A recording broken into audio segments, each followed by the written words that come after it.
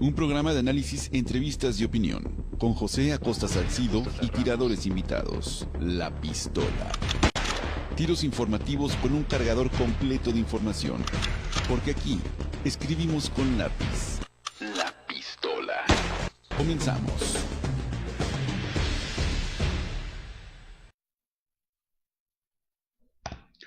Hola, ¿cómo está? Muy buenas tardes. Gracias por acompañarnos en Señal Liberta y en La Pistola. Es miércoles, es 12 de diciembre, Día de las Guadalupes, y más que la importancia de que sea Día de las Guadalupes, de que hoy se celebren, hoy se celebra una de las fiestas tradicionales, más tradicionales, valga la redundancia, en nuestro México y yo diría en el mundo de habla hispana en general, pero en especial en México. Hoy se celebra, desde anoche, se celebra la aparición de la Virgen de Guadalupe y antes era el Día de la Raza. Cada día hemos dejado más de lado aquello que significaría pues la unión, para no decir la conquista, ¿no? Cultural que sucedió allá con la conquista de América, con la llegada de los españoles a este mundo. El Día de la Raza, pues. Todo eso englobado en el momento actual, el inicio de la Cuarta Transformación, las broncas en el gobierno del Estado, en el Congreso del Estado, para ver cómo y si pueden y cómo sacan las cuentas públicas y cómo sacan los presupuestos de la ley de ingresos y de egresos del Estado de Chihuahua, que sería lo que en una primera instancia nos acomoda y de manera directa nos interesa. Para comentar esos temas y más que seguramente hay en la agenda, la reforma educativa que ya dijo Andrés Manuel López Obrador y su secretario de Educación, Esteban Moctezuma, que va para atrás los fielders y regresa al estadio anterior con algunas modificaciones. Pues de todo eso, don David Suani sabe y sabe mucho, y yo saludo al hombre de los taquechis, que el clima no lo ha dejado andar en el taquechi, pero pues de eso y lo que más salga en la agenda ahí. ¿Cómo estamos, David? Buenas tardes. Buenas tardes, Pepe, ¿cómo estamos? Pues acá no tan frío como en Chihuahua, pero Una, sí, una nueva reforma educativa. sí. ¿Cómo podríamos llamarle? La vuelta al futuro, el regreso al pasado, o cómo podríamos llamarle ese tema para abrir la boca, Suani, para abrir la conversación esta. Fíjate, Pepe, que yo creo que, y hay que revisarlo y valorarlo en cada uno de sus puntos. No sé si el afán de presentar un documento sea suficiente como para poder tener una reforma educativa. A final de cuentas, hay que tomar en cuenta que para llegar a este documento se hicieron una infinidad de consultas, se hicieron foros en los 32 estados, bueno, en 31 porque creo que en Guerrero no se pudo llevar a cabo. No, ahí no se puede, Eh, ahí no se puede. hubo, hubo muchísimas ponencias. Yo en lo personal acudí al foro que se realizó aquí en el estado de Chihuahua y, y bueno, debo decir que realmente no había muchas propuestas, más bien posicionamientos, en donde la gente, más que hacer una propuesta, hacía un posicionamiento político y de las muchas propuestas que alcancé a leer, no fue posible leer la totalidad. Creo que aquí en Chihuahua hubo más de 4,000 propuestas o Imagínate. ponencias, cuando menos. eh, Insisto, muy buenas propuestas. No se ajustaban a una característica de una propuesta, no planteaban ninguna argumentación, ningún basamento sólido para poder hacer una propuesta de corte educativo. Pero bueno, a final de cuentas, entre todas estas miles se llega a este documento y hay cosas que seguramente deben resaltarse, hay cosas en las que también pues se parte de algunos prejuicios. Yo creo que ni todo lo que hay es tan malo, ni todo lo que se presenta es tan bueno. Uh -huh. Entonces, yo creo que aquí pues estamos en una situación en la que sinceramente debemos de valorar que lo bueno que existe, ya sea por la reforma de Peña Nieto o por anteriores reformas, pues ahí está en la educación. Y lo malo, pues eso hay que desterrarlo y hay que cambiarlo. Y dentro de lo malo, pues mucha gente coincide y tipifica a la parte sindical como uno de los causantes de la situación de la mala educación. Pero yo quisiera irme un poquito más a fondo. Sí es cierto que el sindicato tiene, pues, mucha culpa en la mala educación que tenemos. Y digo mucha culpa en la mala educación porque se han solapado un sinfín de cuestiones a través del sindicato, en las que la gente, en vez de estar trabajando frente a grupo, pues atendía otras situaciones, ¿no? Ujú. Había maestros comisionados hasta para acompañar a dirigentes, secretarios generales y demás, y que nunca pisaron o nunca han pisado un aula. Y un sinfín de situaciones que deben de revisarse. Pero bueno, yo creo que aquí uno de los puntos fundamentales es la desaparición del INE, como si el Instituto Nacional para la Evaluación de la Educación fuera el culpable de lo que pasó, de la situación que se creó. Y se crea en su lugar un Centro Nacional para la Revalorización del Magisterio, que me parece fundamental, pero ahí no termina el nombre. Dice, y la mejora continua de la educación. Y yo creo que para mejorar la educación, pues hay necesidad de evaluarla.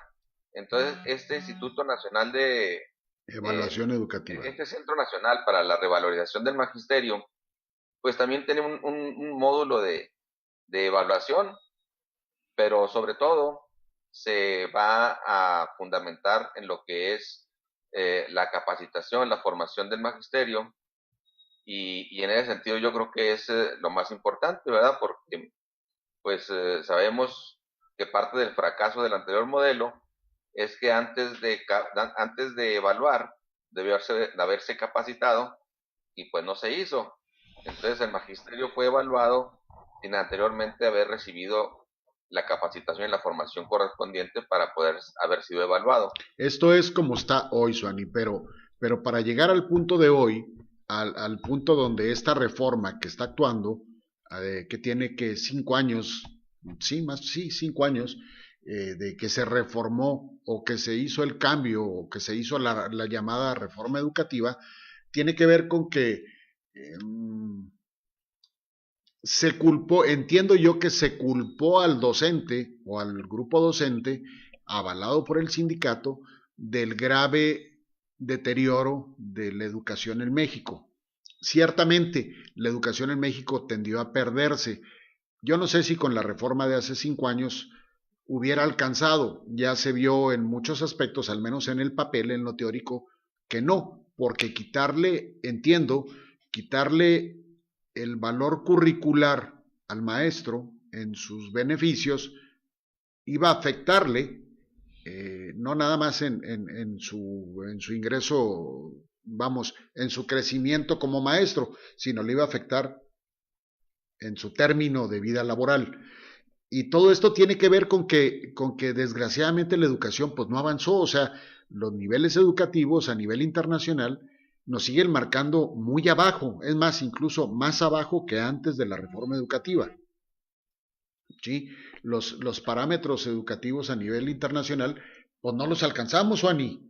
Y ahora con esta reforma que está actuando, menos esta reforma que se provocó con todas las reformas en el sexenio de Peña Nieto, con aquello que se firmó en el Pacto por México y que ahora está pues abrogándose una reforma con el gobierno de López Obrador, pero todavía no me queda claro a dónde queremos llegar con eso. Es decir, tú dices, bajan un Instituto Nacional de Evaluación Educativa para crear el Consejo.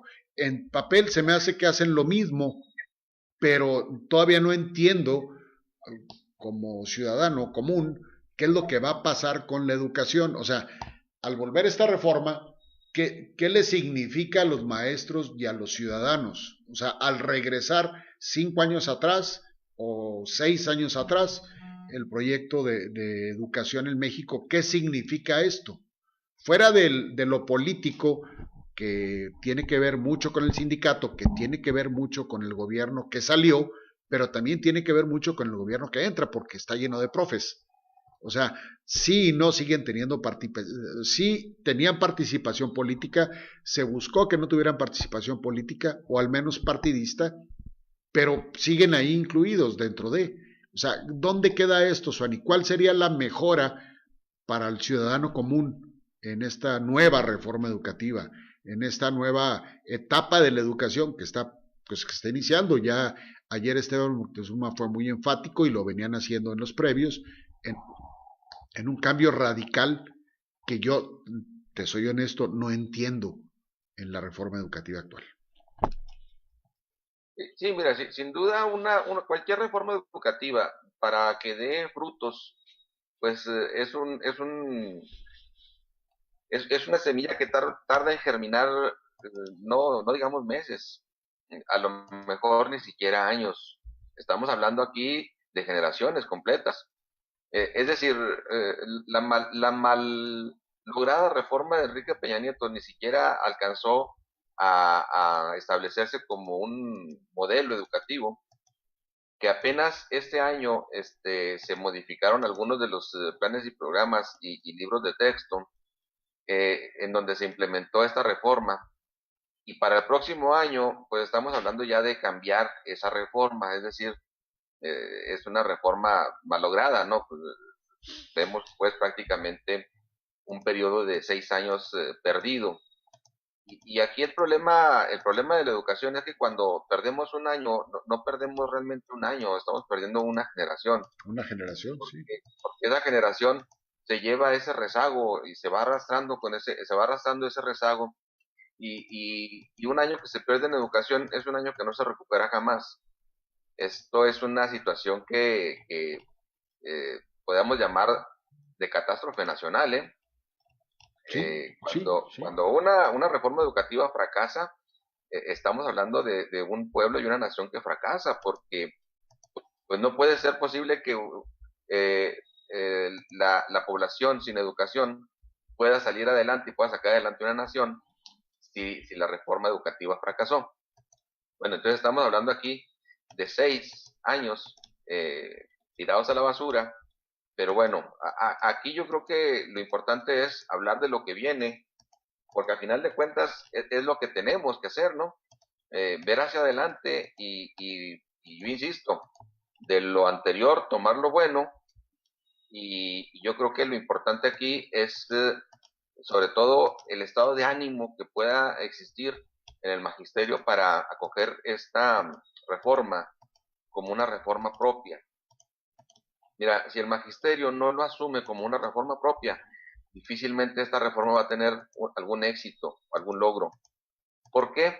Porque a final de cuentas, la educación no se da en la Secretaría de Educación Pública, la educación no se da en la Presidencia de la República, la educación se da en el aula, en la escuela, se da en el día a día, donde el maestro hace suyos los planes y programas, hace suyas las reformas y las lleva a cabo. ¿Para qué? Para poder modificar, para poder transformar la realidad en la que están los alumnos. Pero no es únicamente necesaria la participación del ministerio, porque el magisterio, por mucha lucha que haga, el magisterio, por mucho ánimo que ponga, interés en transformar las cosas, si no existe esta misma condición en los domicilios, en las casas de los alumnos, en las familias donde los alumnos pasan el mayor tiempo de su vida, pues difícilmente cualquier reforma educativa puede tener un rasgo definitivo de éxito. Aquí hablamos del binomio, y el binomio necesario para la educación que se da casa, escuela, Sí, familia, maestros, escuela, familia, escuela, sí, sí.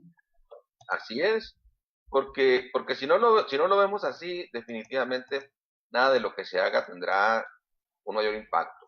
Ahora, Mira, Suani, con la experiencia que tú ya tuviste, que fue mucha en el área educativa, ¿qué es lo que habría que hacer? O sea, si retomamos el concepto de hace 6 años, vamos a decir 6 años porque pues digamos todo un sexenio, el sexenio de Peña Nieto, donde pues prácticamente fue una de sus propuestas reformar la educación para buscar, primero, para buscar quitarle el poder político al sindicato y decidir sobre quienes tenían capacidad de crecimiento dentro del sindicato, es decir, sobre un grupo de maestros. Segunda, la integración de profesionistas en la educación como maestros con una capacitación básica. Eso sería una parte. ¿Para qué? Para empezar a darle, decían, una mayor apertura a la educación. No pasó, tan no pasó que bueno, el estatus cayó.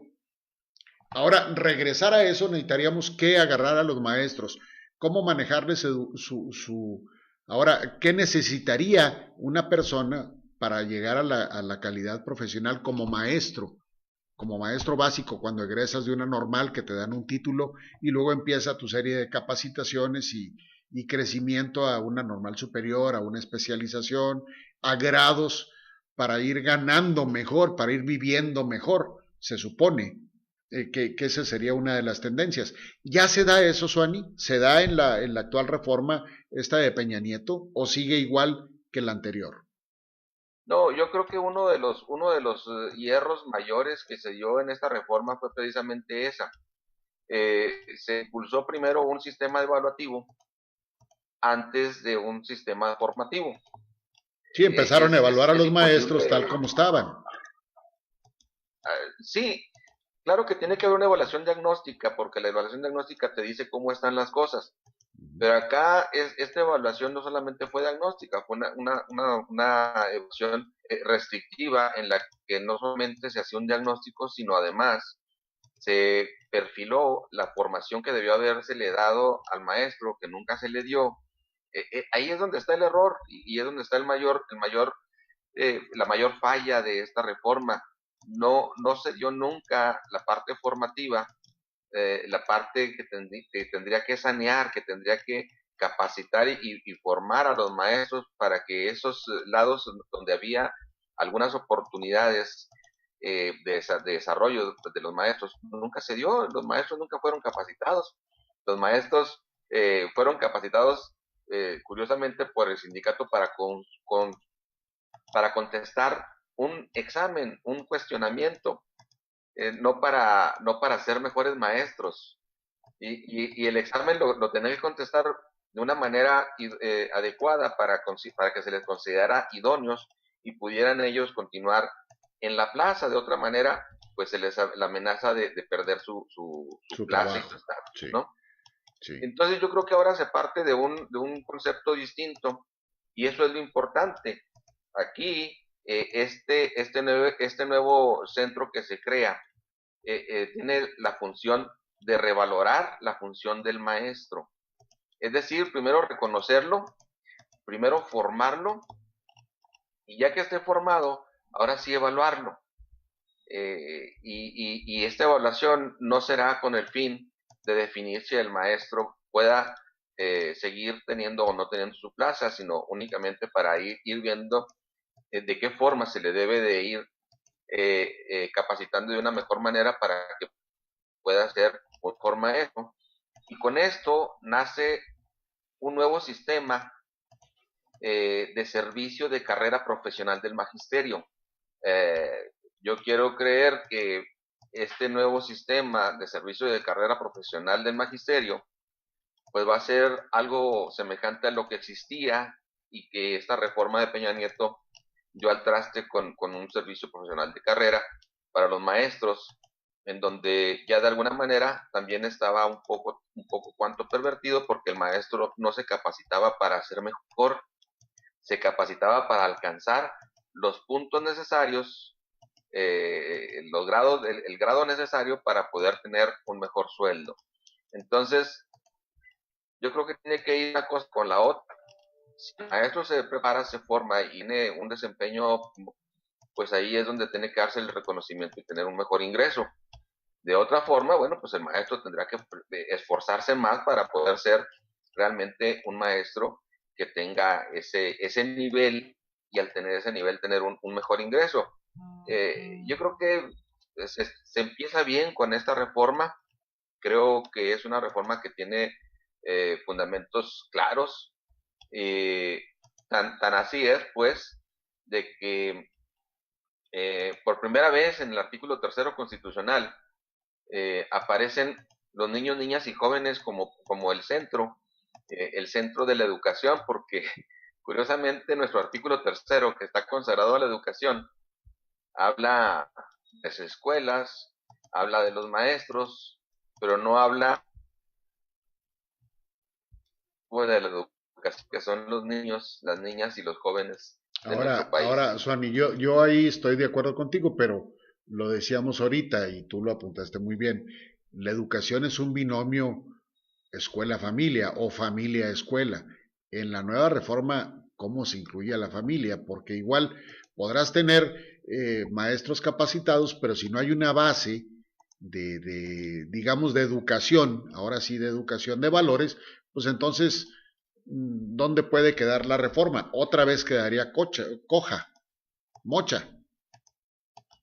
Bueno, ahí también hay una parte fundamental en esta reforma en donde se establece como obligatorio incluir en los planes de estudios lo que es la promoción de los valores, es decir, la educación en valores, el civismo, la historia, la cultura, Sí, que se perdió. como parte de una formación integral del individuo, que si recordamos desde las épocas Vox, se empezaron estas materias que tienen que ver con el humanismo, estas materias que tienen que ver con la parte y el ente social de la persona, pues se dejaron a un lado y fueron restándoseles importancia, cuando realmente es lo que hace que la gente pues sea eso, sea gente, cuando el ser humano tiene esa sensibilidad para poder transformar su entorno y para poder convertirse en una persona que sea proactiva hacia su sociedad.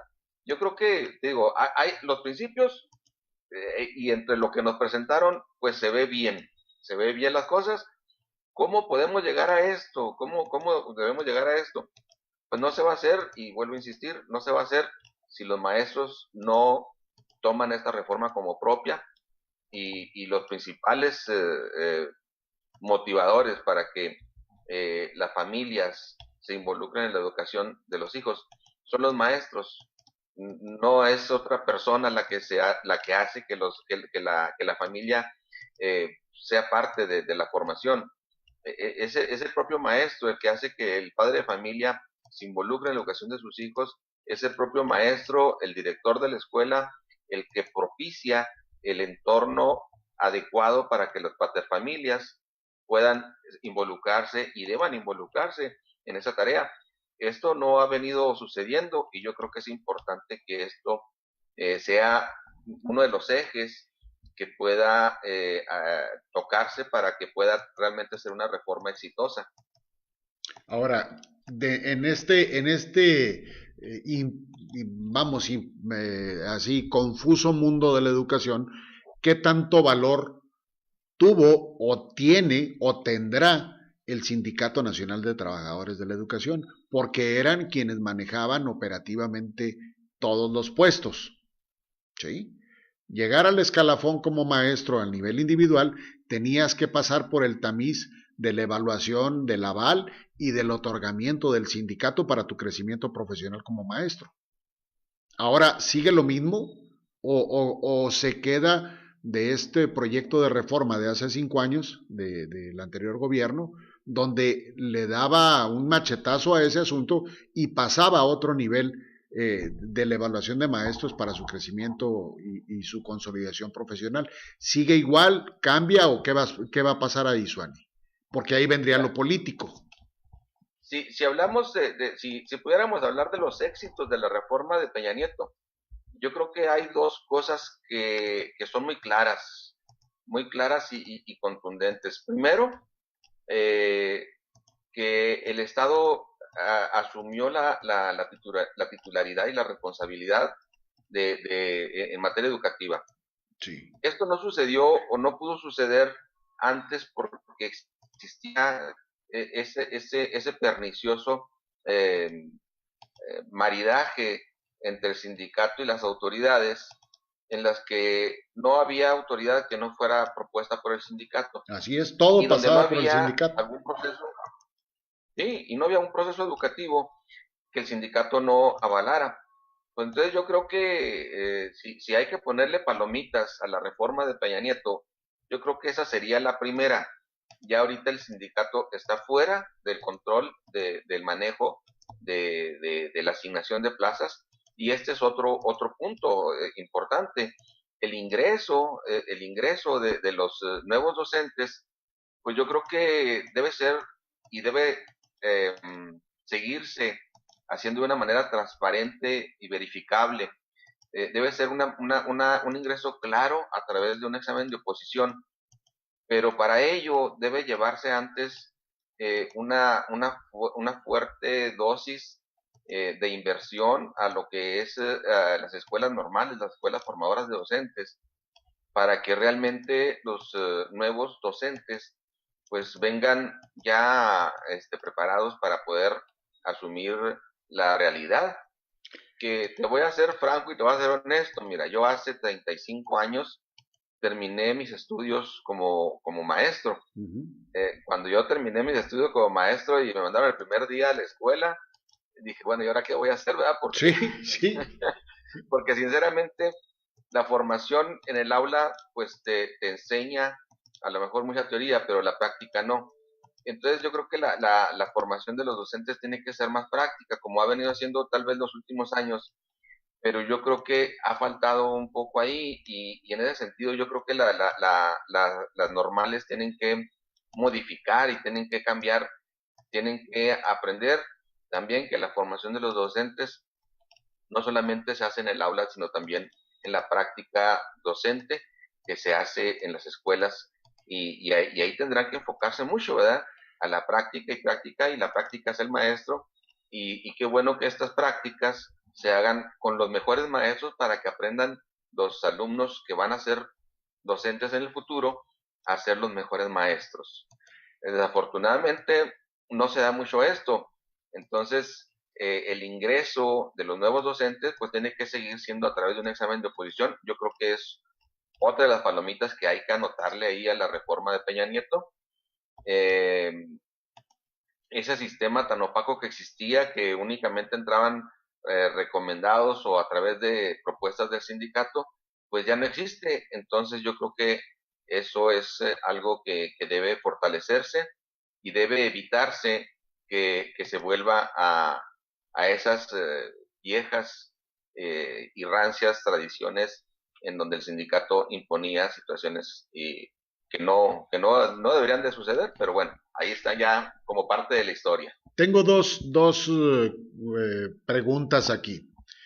La primera, con un juicio. La educación es deficiente y los planteles también. Eso tú y yo lo sabemos. Tú mejor que yo. No se aplican a implementar deporte, arte, civismo, que es el complemento de una formación sana y es motivo de deserción y en un momento dado hasta de delincuencia. También eso ya está sociológicamente muy analizado. Pero bueno, es una colaboración. Una pregunta. La cuarta transformación es la reforma total de todo lo que huela a PRI. Aquí viene un asunto que tiene que ver más que con lo político, con la operación de partidos y el relevo de líderes que no comulgan con Morena.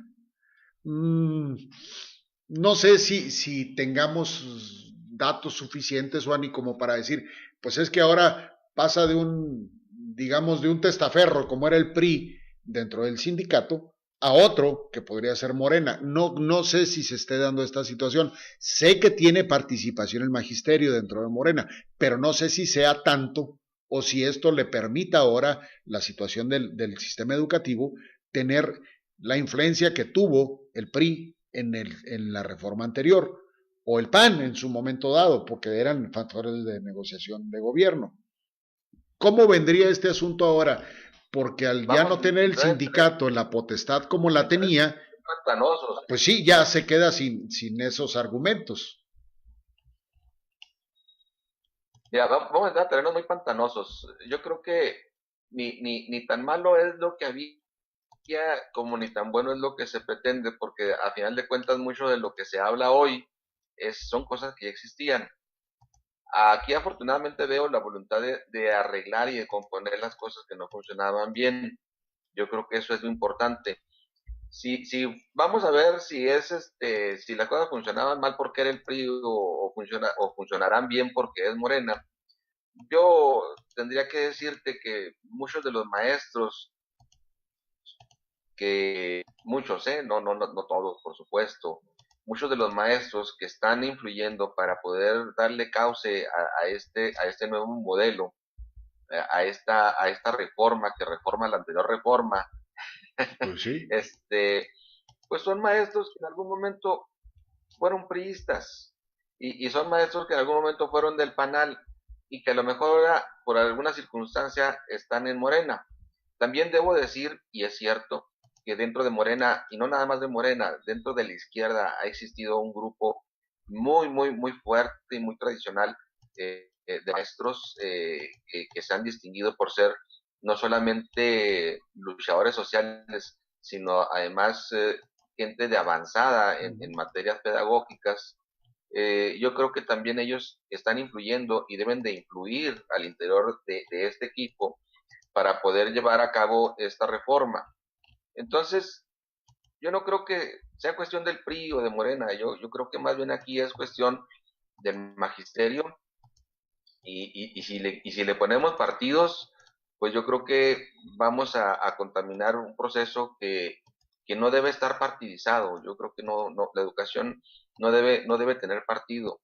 A lo mejor suena así como utópico, pero a final de cuentas yo creo que la educación debe ser de todos y debe ser para todos. Y yo creo que esa es parte de lo que se está viendo en este nuevo modelo, en esta reforma, donde la educación, ya no solamente la educación básica y la educación media superior son gratuitas, se está consagrando la educación superior como una educación gratuita, obligatoria, y eso nos va a permitir o le va a permitir a los jóvenes pues poder continuar sus estudios. Se está hablando de la creación de 100 universidades. Mira, a mí hasta se me hacen pocas, pero la verdad es que son muchísimas. Sí. Si nosotros vemos cuántas universidades se crearon en el sexenio de César Duarte, pues en el estado se crearon cerca de 12 universidades, si no mal recuerdo. Entonces, 100 universidades para todo el país se me hacen pocas. Pero escuchando al secretario, pues hay que pensarla, ¿verdad? Porque son 100 universidades que quieren echar a andar para el próximo año. 100 Bueno, universidades. los tiempos de pronto son muy difíciles, ¿no? Pero Sí. como proyecto es muy interesante. O sea, el asunto, Juan, y me quedé pensando, dije, bueno, ¿cuántas preparatorias necesitas para surtir a 100 universidades? Sí, ya las tenemos. Y me refiero a preparatorias a nivel de bachillerato, de CECITES, en fin, todas las áreas. Ya tenemos el espacio suficiente para incluir a todos los jóvenes mexicanos preparatorianos en esas áreas, bien capacitados, bien formados, porque, bueno, a ti te tocó vivirlo y te ha tocado vivirlo y sufrirlo, que te llegaban los chavos a la prepa, al colegio de bachilleres, con una formación pésima, que mal saben leer y escribir en muchas ocasiones. Ya no buscar fórmulas o materias químicas o matemáticas. Y así mismo van a la universidad. O sea, hay gente, por desgracia, que está en la carrera a nivel universitario y no sabe redactar y escribe con faltas de ortografía y no sabe leer, porque eso es cierto. Incluso egresan con esa calidad. Por desgracia, así sigue pasando. Estar egresando o vomitando titulados de preparatoria o de capacitaciones técnicas sin una verdadera formación educativa, pues ¿qué nos va a preparar al futuro? Sí, porque vamos, ahorita hablábamos de una generación, esa generación ahorita está terminando primaria. ¿Cómo van a ir a la secundaria? Y luego, ¿cómo van a ir a la prepa? Ya lo traen, ya lo mamaron, ya lo traen de origen. ¿Cómo lo recompones? Y si esto sigue así, sin una base de educación formal, pues que en 15 años, 12 años, 15 sería más o menos el promedio, ¿qué profesionistas vas a estar entregándole ahora sí que a la empresa? Sí, desafortunadamente esto es cierto y es lo que te decía yo, bueno, es que un año perdido en educación es una generación perdida. Sí, Y el rezago educativo se arrasa por toda la vida, se arrasa por toda la vida, desgraciadamente. Es decir, estas generaciones, pues ya las desgraciamos y el desgraciarlas significa mucho, porque no es únicamente decir, estamos perdiendo, no sé, 2 millones de personas en el rezago educativo, este, y si no en el rezago total, bueno, cuando menos sí con con graves muchas, fallas, ¿no? con muchas deficiencias, ¿no? Sí, Con sí. muchísimas deficiencias. Y si es cierto, llegan los jóvenes a la preparatoria, llegan a la... Es una cadenita, ¿no? El universitario se queja de la formación que trae en el nivel medio superior, en las preparatorias, los bachilleratos se quejan del nivel que traen de la secundaria y los de secundaria se quejan del nivel que traen de primaria. Los de primaria, pues también se podrán quejar de la formación que le dan en el preescolar y el preescolar pues se queja de cómo los padres de familia están educando a sus hijos en la casa, ¿no? Yo creo que Platica una amiga nuestra del grupo de Tenemos Mucho que Decir, que es maestra, que es maestra oficial en una escuelita ya por donde se acaba la 16 de septiembre para arriba. Dice, es que no veas las condiciones de los chavos, Pepe. Dice, yo no entiendo cómo los mandan a la escuela sin comer, sin desayunar. ¿Cómo los mandan? O sea, ¿qué van a aprender esos chavos? Y luego llega la hora del receso y lo que salen a comerse es un gansito o lo que les alcanza, si les alcanza, y ese es su desayuno y ese es su nutriente. Dices, ¿cómo van a aprender independientemente de la calidad de los maestros? Luego vas y ves la escuela y pues quieres pensar en una escuela con sus salones, su patio, su barda. No, no, no, no, no. No hay bancos y algunos están amontonados tres o cuatro en una banca. O sea, pero no quiero decir que así sean todas, pero sí hay estos casos. Y sí hay, y por desgracia hay muchos, ¿eh? Ahora, esos chavitos espero de que esos segundo, tercero que de has primaria, dicho no vayan así. ¿sí? Hace 3 o 4 años que me correspondía a mí atender esa área de la dotación de mobiliario y equipamiento de las escuelas, porque nos dimos a la tarea de atender todas las demandas de las escuelas. Pero mira, yo creo que atendiendo a la reforma, aquí se habla de un principio de no solamente de equidad, este, porque eh, la equidad no es suficiente, yo creo que también hay que ser incluyentes y al hablar de equidad es un gran logro, pero hablar de inclusión yo creo que se suman dos factores fundamentales, porque estamos hablando aquí de quienes menos tienen, de quienes tienen a través de su diversidad cultural o étnica, pero también de los menos favorecidos económicamente, pues las oportunidades de poder acceder a la educación, pero no solamente a la educación, sino que la educación tenga un contenido en el cual se les dé un apoyo no solamente económico, sino también alimenticio. Entonces, estamos hablando de una situación en la que a los que menos tienen, pues tendrá que buscarse la manera o tendrán que hacerse la Secretaría de Educación Pública de la manera de atender no solamente en el aspecto educativo, sino también en el que tú mencionas, que es el de la alimentación. El aspecto Y sí, social, ¿no? desafortunadamente, los chavos así llegan a la escuela, ¿eh? Sí, Los sí. chavos llegan sin comer, sin desayunar y muchas veces hasta sin dormir. ¿Por qué? Bueno, pues porque viven el estrés que tienen los padres de familia, el estrés que tienen al no lograr poder cubrir las necesidades mínimas de una familia con los sueldos tan míseros. Aquí la verdad, y esto es un círculo, desafortunadamente, es un círculo en que la pobreza, pues genera más pobreza, porque pues desafortunadamente en esos hogares donde hay pobreza es donde menos oportunidad tienen los jóvenes, los niños, de poder tener los elementos para poder tener poder lograr un mejor nivel académico. Y bueno, pues ahí se genera un círculo vicioso.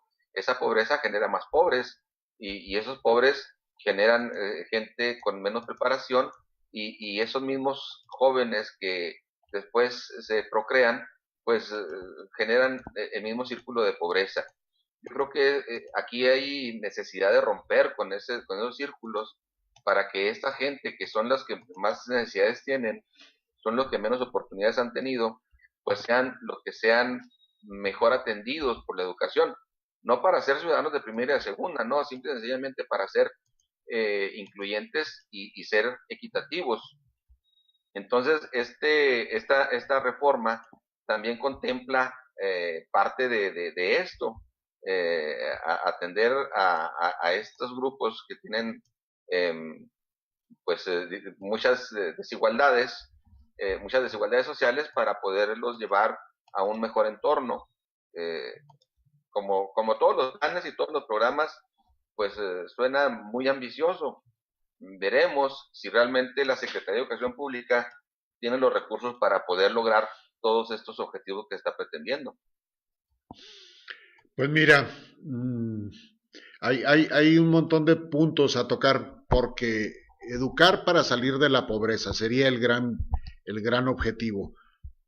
Pero me quedé pensando, bueno, seguimos teniendo 54% de los mexicanos en pobreza, y de ese 54%, un altísimo porcentaje en pobreza extrema. Y la pobreza extrema, entre otras cosas, es la falta de alimentación. No que no coman, no, es la falta de alimentación. Simplemente, ahora sí, que no es por gusto o es por cuestión médica, no, es porque no comen. Y de todos modos, bueno, ahí está la educación. En todo esto tiene que ver una base social muy importante que tendrá que ver con la educación. Pero, como tú me decías ahorita, se pierde una generación. ¿Y qué va a pasar con esa generación? Vamos a estar generando esos no sé cuántos millones de mexicanos generando pobreza, porque va a seguir creciendo. Ellos van a ir, por decirle algo, los que entraron a primaria, van a ir a secundaria, pero ya van mal, y en la secundaria van a pasar mal. Quién sabe, quizá los otros siguientes, la siguiente generación, pues ya venga mejor, porque ya tiene otro proyecto. Esperemos que ya les den de comer y les mejoren la educación. Pero entonces, ese hueco, ¿dónde lo vamos acomodando, Suani? Para ir quitando ese 50 y tantos % de pobreza.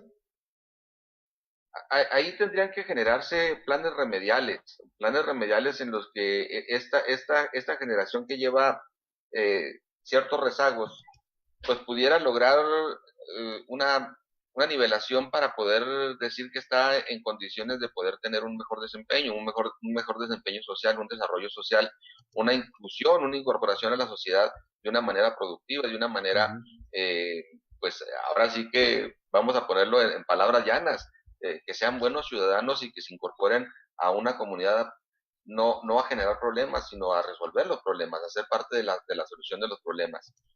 Mira, la pobreza definitivamente la educación no la termina, pero sí puede la educación romper con un círculo de pobreza. Okay. Es decir, la pobreza se agota con el trabajo, con el esfuerzo del trabajo, con la productividad, con la producción, porque bueno, pues es la única manera de que la gente tenga un mayor ingreso y termine con la pobreza. Pero sí es la educación un factor fundamental para romper con estos círculos de pobreza. Claro. Hay mucha gente que no aspira a tener más, porque así es como han vivido toda su vida. Estás generando un círculo de pobreza. Un factor y un detonante.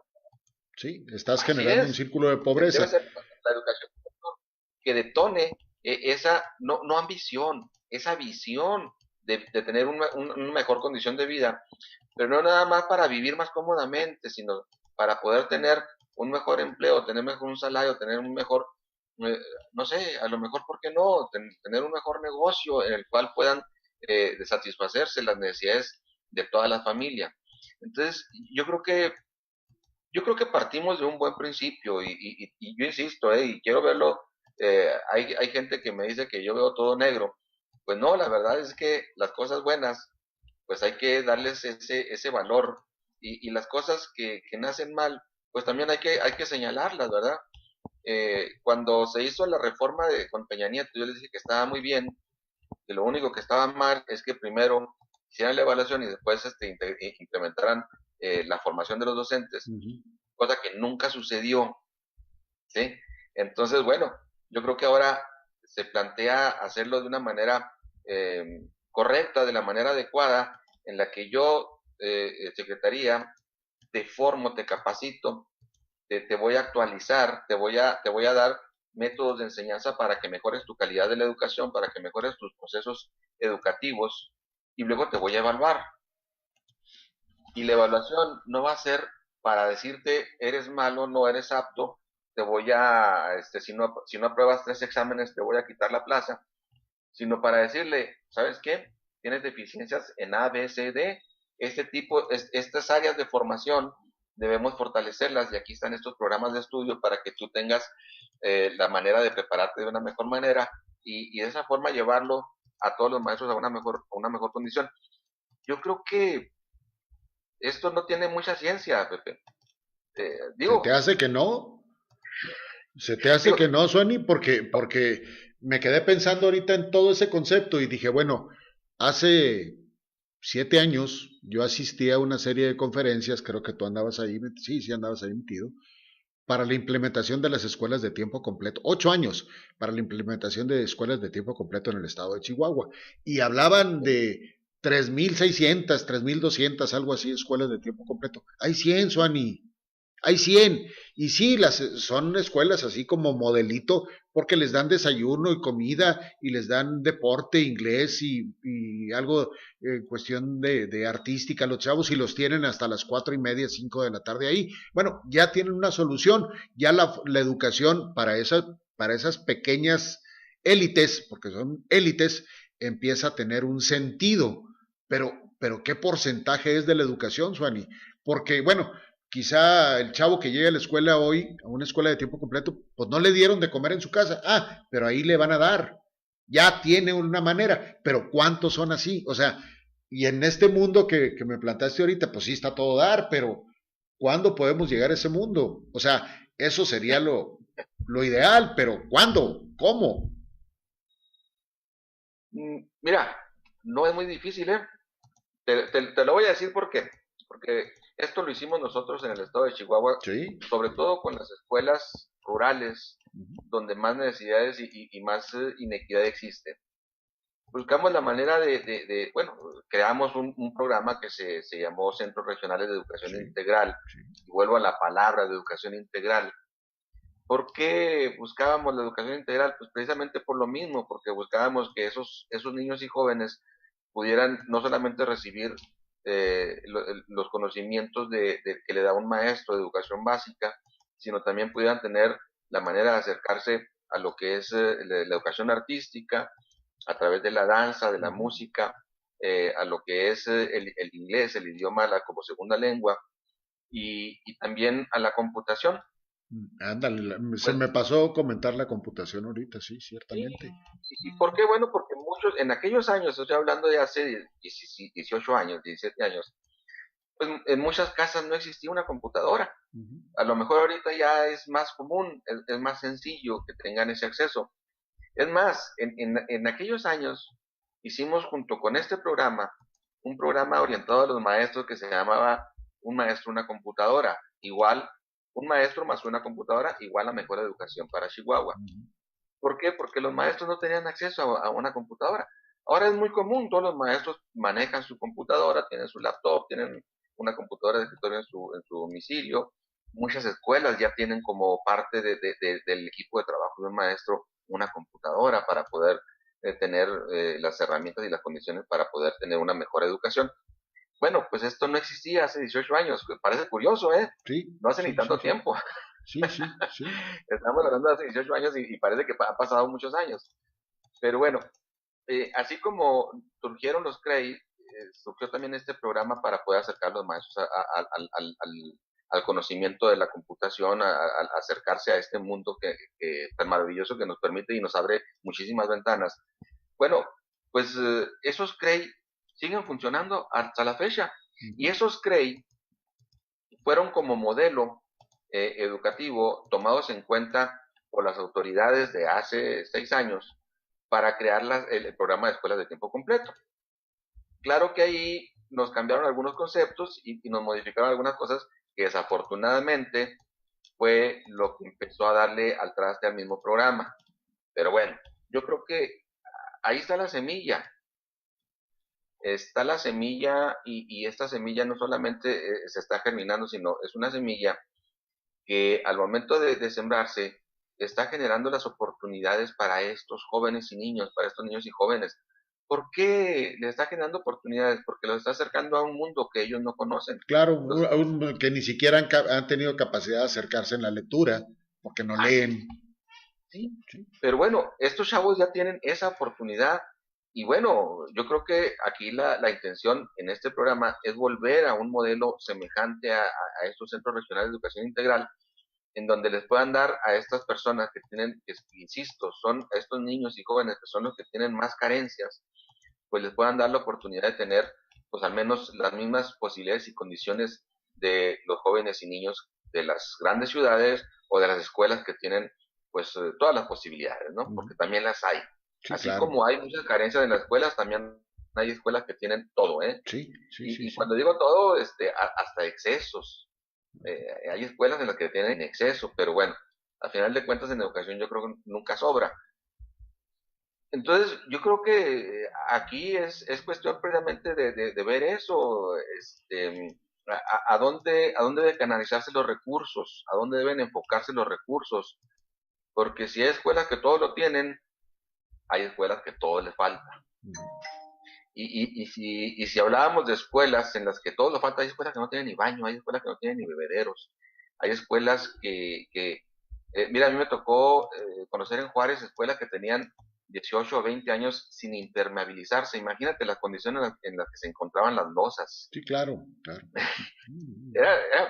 Bueno, llovía y caía más agua adentro que afuera. De veras, Y cuando hace calor, de hace veras. más calor adentro que afuera, y cuando hace frío, está más frío adentro que afuera. Sí, claro. Sí. No, había escuelas que tenían los techos ya casi como queso gruyere, de veras. Pues, imagínate, 20 años sin impermeabilizarse, ¿no? Bueno, pues requirieron de reparaciones mayores y se hicieron muchos esfuerzos por mejorar la infraestructura educativa. Yo creo que hay también un programa ahí, lo que es Escuelas al 100, es un programa que debe rescatarse y canalizarse de la mejor manera posible, porque, vuelvo a insistir, si esos recursos se orientan a las escuelas que todo lo tienen, pues no tienen ningún impacto, porque realmente son pocos recursos, y como todo lo tienen, pues no se ve, no se nota. Pero en las escuelas que todo les falta, esos pocos recursos, escuelas al 100, sí significan algo sustantivo, ¿eh? Claro, Sí significan claro. que va a mejorar realmente las condiciones de enseñanza, las condiciones físicas, a lo mejor de la escuela, que pueden permitir mejores condiciones de enseñanza, ¿no? Y nada más el hecho de que una escuela tenga sus vidrios completos, tenga un calentón y tenga el aire acondicionado, les permite a los jóvenes y a los niños tener mejores condiciones y bueno, a los maestros pues también tener la forma de impartir mejor sus conocimientos para que los alumnos puedan tener un mejor aprovechamiento. Hay no es un déficit, es una gravísima carencia en mucho de esto de sentido social de la aplicación de política. Yo no dudo que el sindicato en su momento fuera maravilloso en cuanto a sus ideales y en cuanto a su lineamiento teórico de políticas a aplicar, porque ciertamente, pues, vamos, tuvo una influencia muy importante, pero la Secretaría también y los gobiernos también. Ahora, ¿Cómo hacer esto para llegar a una educación integral con la participación? Porque pues entiendo debe ser de todos, Suani, e integrar a la familia.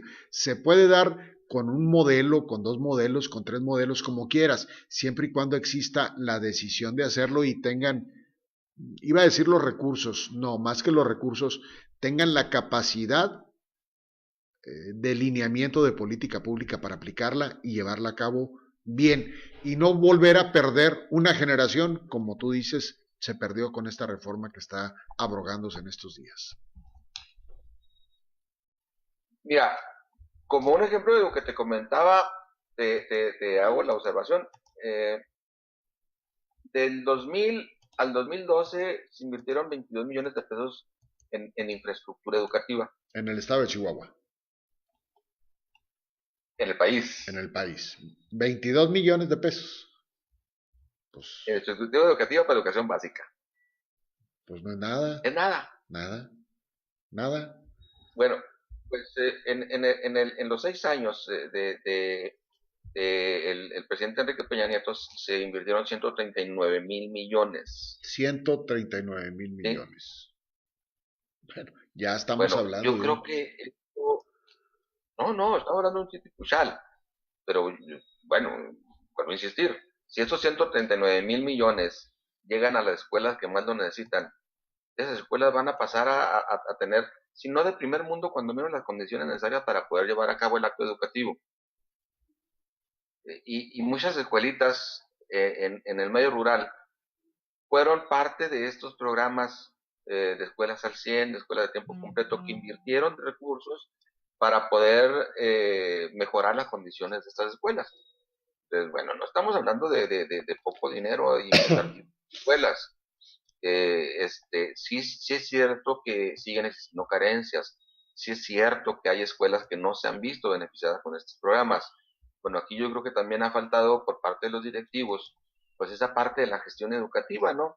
Porque la gestión educativa no nada más es gestionar el proceso educativo, sino también la gestión educativa tiene que ver con estos tipos de proyectos y programas que tiene el gobierno y que tiene la iniciativa privada. Aquí en Chihuahua hay una fundación del empresariado chihuahuense que invierte recursos en educación. Yo no digo si son buenos o malos o lo hacen con doble intención o no sé, pero bueno, lo importante es que estos recursos se invierten en educación y muchos de esos recursos desafortunadamente no llegan a las escuelas que más necesitan. Y muchos de esos recursos, lo más triste es que no se pueden invertir en educación porque no hay solicitudes para poder atender estas con alguna de los recursos que ya tienen los empresarios. Bueno, entonces, son errores casos, en la formación, seguramente, ¿no? Pues sí, y bueno, aquí pues de no saber dónde tocar las puertas, y porque también muchas veces, mira, y esto es algo que debemos evitar, y yo creo que difícilmente se va a lograr. ¿Cómo pedirle a un maestro que está ahí en Chinches Bravas, en Salsipuedes, que venga a hacer una gestión? Porque le va a llevar traerlo de 2 o 3 oficinas, de oficina en oficina, vaya, llévelo aquí no corresponde, esto tiene que hacerlo con tantas copias, tiene que traer el sello de no sé quién, un sinfín de trabas y condiciones que le ponen, que muchas veces los maestros terminan por decir, pues mejor así que se quede en la escuela que se caiga, ¿no? Sí, se llama burocracia, ¿no? O ganas de no hacer las cosas.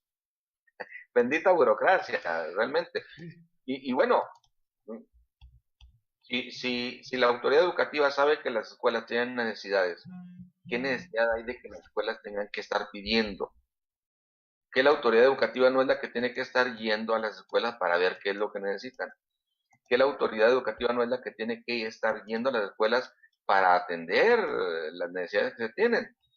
Y mira, tan sencillo, hace algunos años nosotros implementamos un programa para llevar los libros de texto escuela por escuela.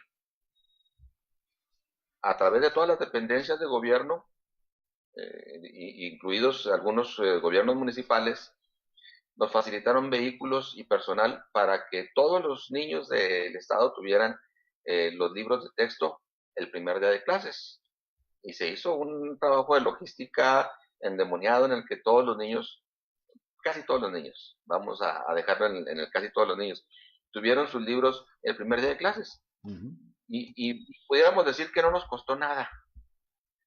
Digo, pudiéramos decir que no nos costó nada, ¿verdad? Porque realmente la Secretaría de Educación y Cultura pues no gastó más que hacer el trabajo de logística y solicitar el apoyo de todas las autoridades, todas las Para hacer la autoridades. distribución.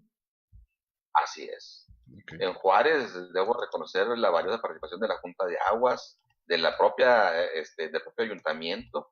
Te estoy hablando de hace ya algunos años, ¿verdad? Hace 4 o 5 años quizás, pero todos participaron y todos pusieron vehículos, personal y bueno, pues obviamente el combustible que se requería para poderlo hacer. Igual se hizo en Nuevo Casas Grandes y en todo el estado, ¿no?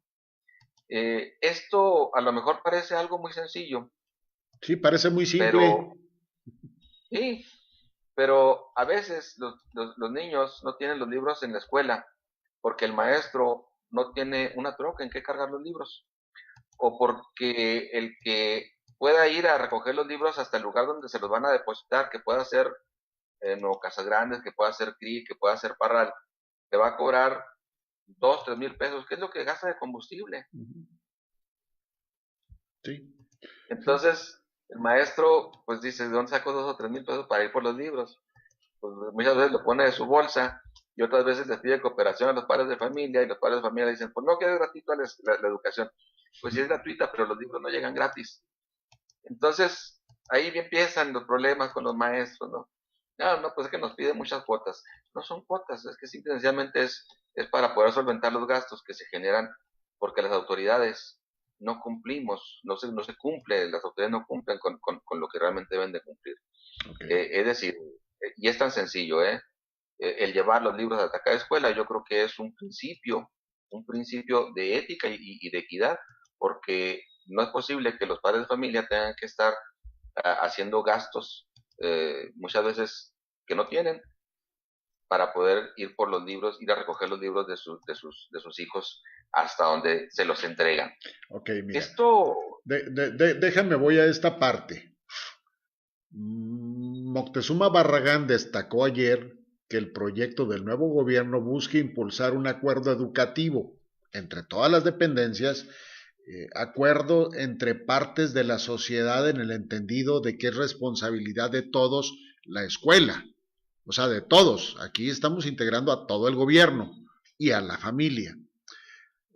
Será la plataforma para construir un gran acuerdo educativo. No partirá solo del sector educativo, sino se invita a toda la sociedad a participar fortaleciendo el estado de bienestar que se promueve. Claro, queremos mejores estudiantes, mejores ciudadanos, mejores profesionistas, pero si no los formamos entre todos, no se va a dar, Suani. Esto es importante en lo teórico, falta que en lo práctico se lleve a cabo. Y se dé una revaloración al magisterio. ¿Cómo revalorar al magisterio sin los zambajes, sin las mascaradas de lo que sucedió mucho tiempo con el sindicato? ¿Cómo revalorarlo? ¿Cómo darle ese valor al maestro que viene ya a estudiar? Porque ya fue 4 años y medio a una normal a generar una base de trabajo para ser, una base de educación, de conocimiento para ser maestro. Luego lo vas a llevar a un examen de oposición. ¿Y qué tal si no la ve llegar? ¿De qué sirvieron sus 4 años y medio? Tendrá que prepararse otra vez otro año para volver a intentarlo. ¿O cómo va a pasar esto, Suani? Yo digo, partiendo de las bases, ¿no? mira, yo creo que no va a cambiar en mucho el ingreso de los maestros. Yo creo que insisto, es uno de los éxitos, es uno de las cosas buenas que trajo esta reforma, el quitar esa, pudiéramos llamarle, eh, esa mala formación que tenía tanto la SEP como el CENTE, de que los maestros tenían que entrar por una propuesta sindical. Yo creo que tiene que seguir siendo de la misma forma, tiene que haber un examen para que los mejores, los más aptos sean quienes puedan ingresar. Y también de una manera, pues yo creo que muy, muy pues muy ortodoxa, ¿verdad? Bueno, pues quienes mejor preparados estén, pues sean los que puedan escoger los mejores espacios educativos para poder desempeñarse como maestros. Yo creo que es válido, yo creo que es correcto, porque también, pues, antes no había esto, antes se asignaba y se le decía, a ti te tocó allá Sí, punto. y Dedazo, cuando vil. fueras bueno, malo, como fueras, Ujú. te tocaba en Sal si puedes y de allá te tardabas 2 o 3 años en salir. Bueno, pues ahora tienes que esforzarte por tener un buen resultado para poder tener la mejor oportunidad de escoger un lugar adecuado o el lugar más cercano a donde tú te puedas desempeñar de una mejor manera. Yo creo que eso es correcto. Sí tiene que cambiar la formación en las normales. Las escuelas normales, estos 6 años fueron abandonadas a su suerte. Estos 6 años no hubo inversión en las normales, pero no solamente no hubo inversión, se abandonaron de que los planes y programas de estudio no se han actualizado a, a la reforma que ya no va a funcionar. Entonces esperemos que esta reforma, antes de entrar en funcionamiento, tenga bien claro cómo va a ser la formación de los próximos formadores, porque si no se modifica antes los planes y estudios de las escuelas normales, es imposible que estos nuevos maestros que ingresarían pues puedan desarrollar esta reforma de una manera correcta o una manera adecuada.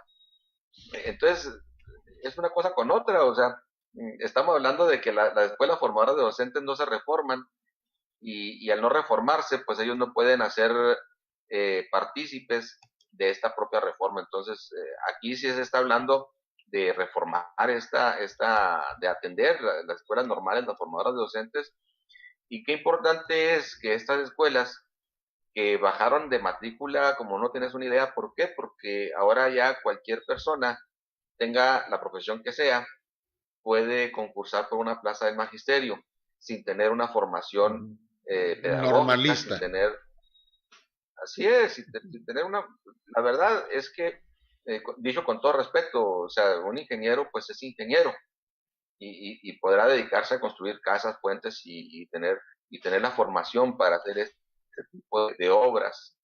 A lo mejor un médico pues está capacitado para atender enfermedades, salvar vidas, pero un maestro está educado para ser educador.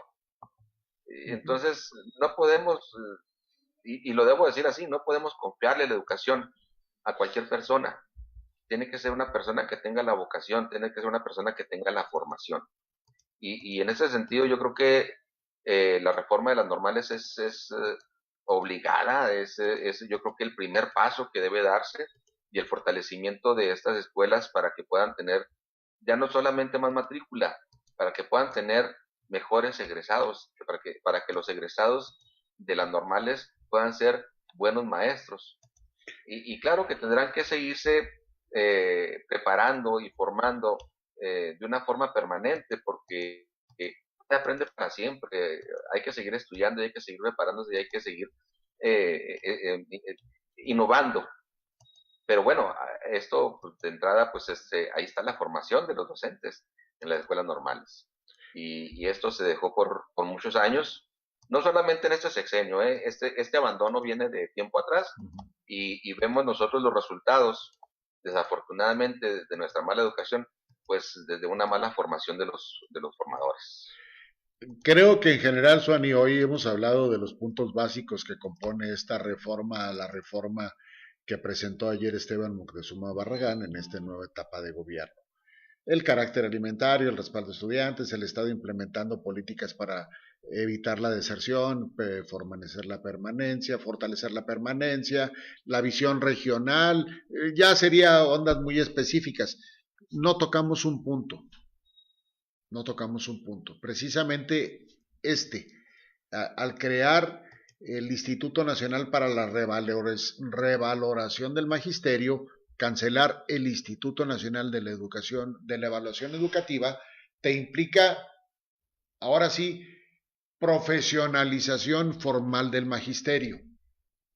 Sí, así lo quiero entender, pero ya no viene desglosamiento de qué significa esto. O sea, esto queda en un papel teórico, no trae los puntos de desglose que presenta la propuesta, sino es eminentemente nominal, así, tal cual, y ya no te habla más. Busqué datos, quise enterarme, no encontré datos, al menos hasta ahorita, de qué significaría esto en esta profesionalización del maestro o la profesionalización formal del magisterio.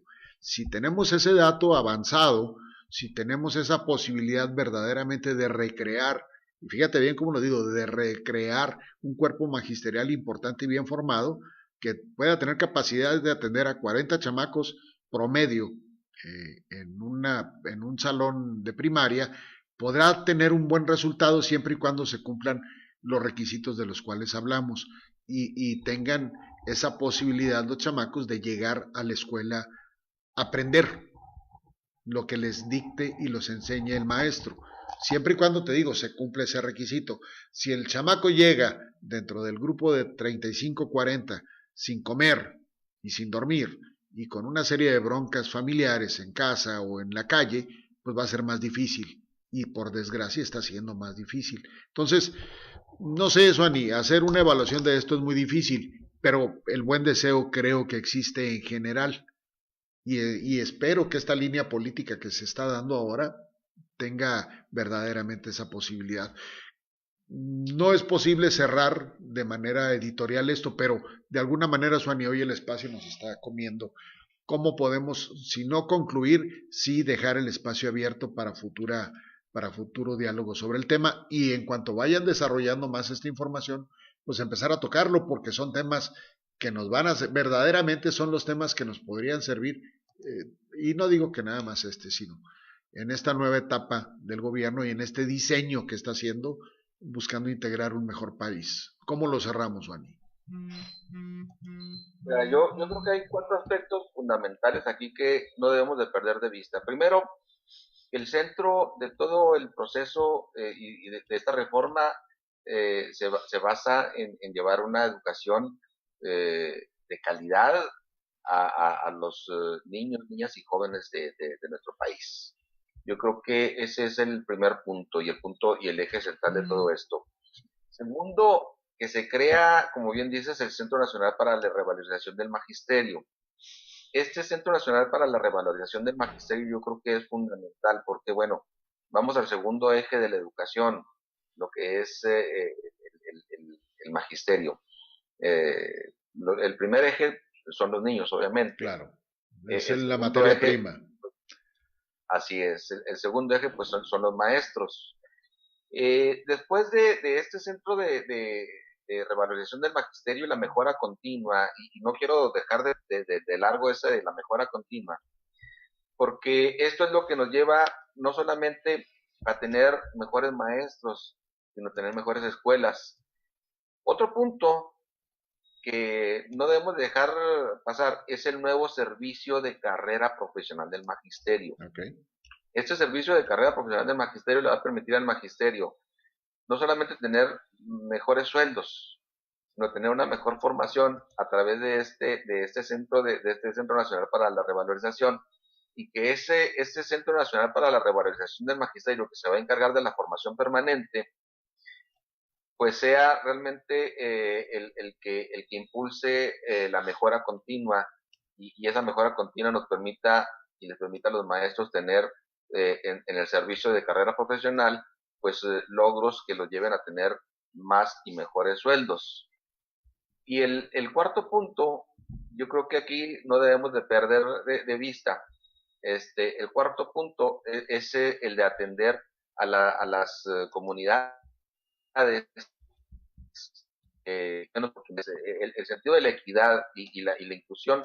Yo creo que son el cuarto punto que además es lo que debe hacer cualquier sociedad civilizada: atender a los que más necesidades tienen, a los que tienen menos posibilidades, para que ellos tengan las mismas o, por qué no, las mejores oportunidades para poder tener un mejor desarrollo.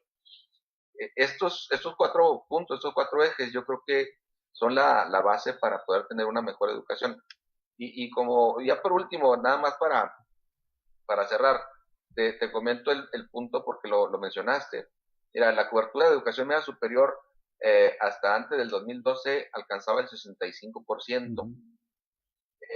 Hoy alcanza el 88%, Sí, el 86%, perdón. el 86, sí. Preguntaba si habrá jóvenes suficientes, digo, si habrá escuelas suficientes para que los jóvenes puedan ingresar a las universidades. Yo creo que hay estados que ya tienen los espacios suficientes para poder atender a toda la demanda de educación media superior.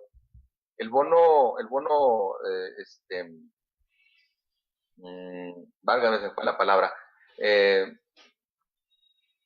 el bono demográfico nos está dando la oportunidad ya de tener ahorita con las escuelas que tenemos la posibilidad de atender toda la demanda de educación media superior. ¿Qué es lo que debemos hacer aquí? Asegurarnos de que los jóvenes no nada más ingresen a la educación media superior, sino la concluyan y la concluyan de una manera exitosa. Esto le va a permitir también pues poder ingresar a la educación superior de una manera en la que no vayan únicamente a calentar el banco, sino vayan realmente a tener un desempeño educativo que les permita después incorporarse a la vida social ya como profesional. Bien. Bueno, Suani, déjame, le doy las gracias a quien nos acompañó hoy, a Leobardo Armenta, a Magdaleno Silva, al regidor Magdaleno Silva, a Fernando Méndez Álvarez, un saludo, don Fer, le reitero mi pésame. Alfredo Arroyo, ¿cómo estás, Alfredo? Raúl González, gracias. Iván Yates, gracias. Doc Xochitl Reyes, ándale. David Mesa Llorente, Jorge Emilio Adair Mesa Llorente, gracias por tus aplicaciones y tu comentario. Jaime Moreno Valenzuela, buena tarde. José María Cifuentes, mi estimado Botargón, bueno, no tú, pero ya sabes a qué me refiero. Eduardo León, allá en Omnia, en Chihuahua, gracias.